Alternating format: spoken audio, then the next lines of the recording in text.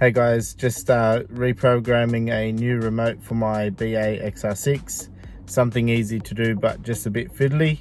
I posted the video for you guys so you can have an easier time than I did. Step one, just close your door, so make sure it's closed. So these are this is the old remote and the new remote.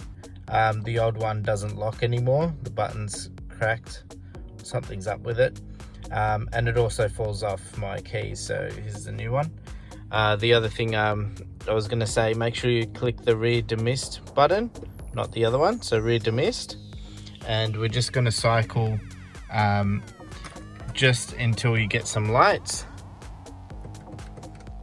and there you go, it's cycled.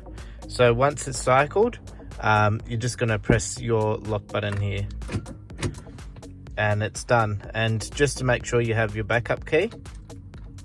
All right, that button doesn't work, right? So yeah, any of the buttons that work. So now, right now, both of my remotes work. And you know what? I think I needed the pressure of the video just to make sure it works.